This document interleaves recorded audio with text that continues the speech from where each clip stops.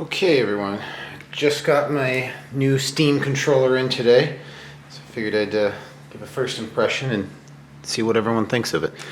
Came in a nice box, obviously very well for retail packaging. We're just going to go ahead and tear right in.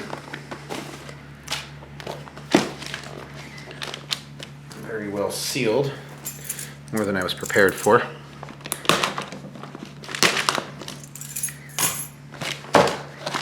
Obviously Steam logos and everything. Lid just lifts up. And there she is in all her glory. A little dusty, but there's the controller. Obviously the receiver. Nice Duracell batteries. Let's see what do we got here.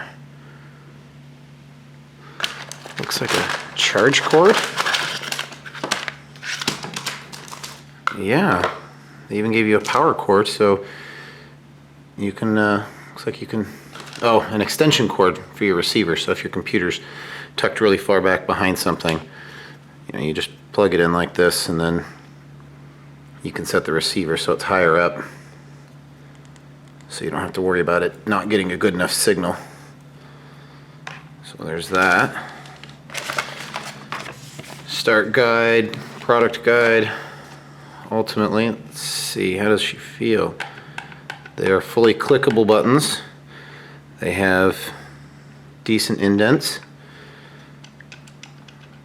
Feels pretty solid all around. Looks like you can also use this to cord to power the unit itself with your little plug there. So you don't need batteries, but obviously that restricts your distance that you can be from the controller, from the system. Ah, there's her eject button, which peels back this case here. And that's where our batteries go. There's one for each spot, so let's try this bad boy out.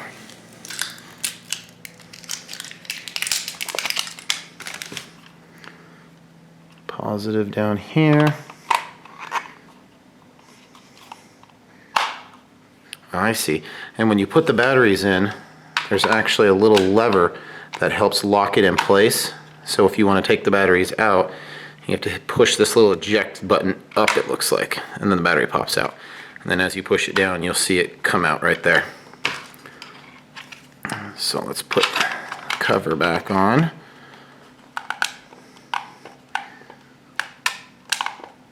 It just kind of snaps in there. This is all one button. There's two buttons, but it looks like you can kind of hit them both like that.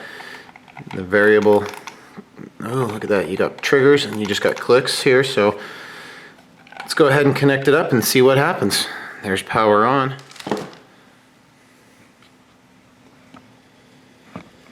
Now, let's look at the TV here.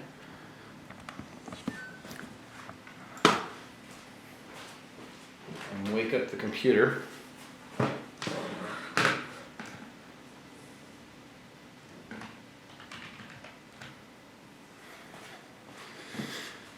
Let's try this out in big picture mode.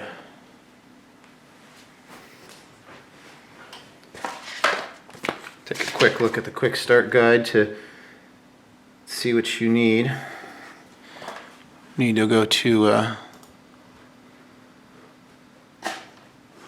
controller.steampowered.com.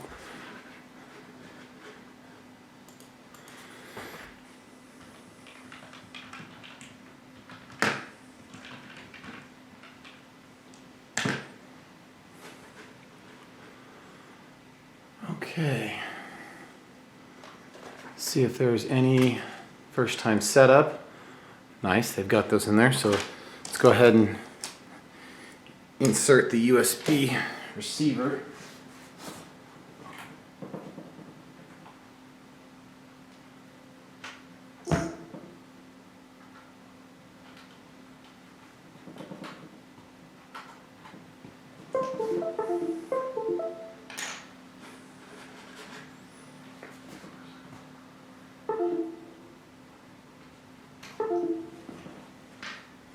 And you can hear it trying to install already.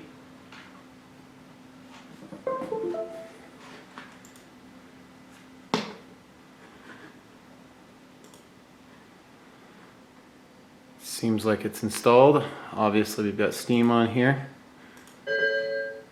There we go. Now let's just follow the on-screen directions. Using Steam Controller. That's it. Just click the Steam Controller button up here. Let's go back to the library. I haven't downloaded much stuff yet. This takes us into big picture mode.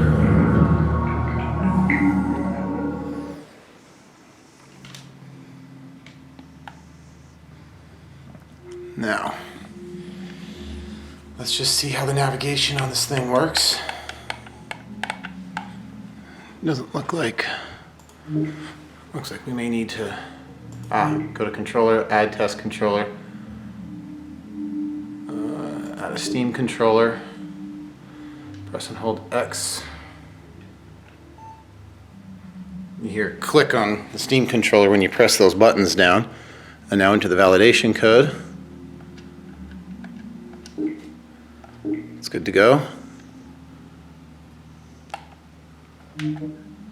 Let's go ahead and do the update. It's updating the controller itself. You can see that it's just flashing.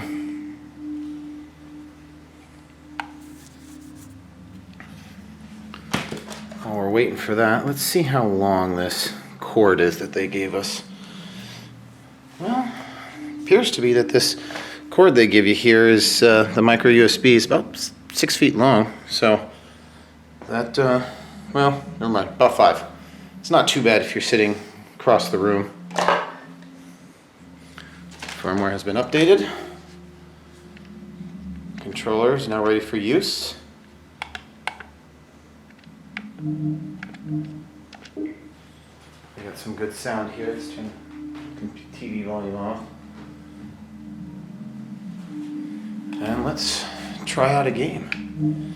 It seems like you use just the, you actually use the, you can see here, you actually use the knob. You don't use the touch pads here. You actually use the knob to navigate around. So let's go ahead and try out Dirt 3 and just see how simple it is.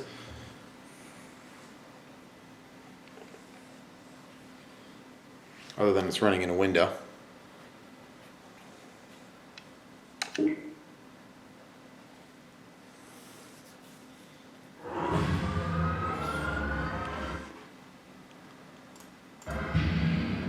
Of course, it's still running windowed.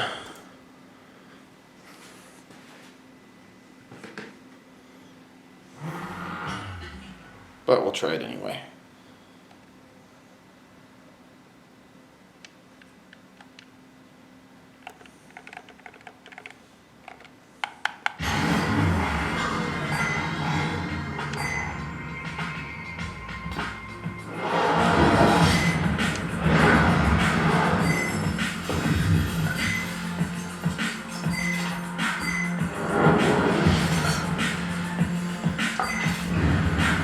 Alright, so we'll see how the controls match up and if they're as easy as using the old school Logitech PS2 USB controller that I have. Alright, let's get back to work.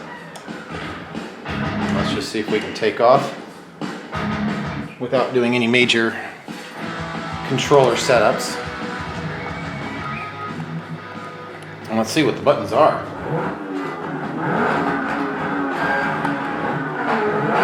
So it's typical trigger.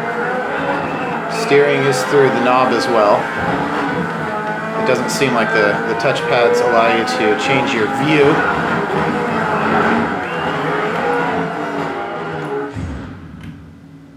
And it looks like one of the triggers is one of the action sequence buttons. All in all, it feels pretty good, feels pretty smooth. The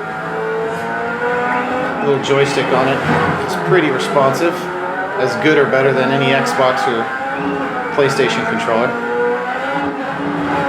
Next we'll just have to try it out on some first-person shooters and see how that works.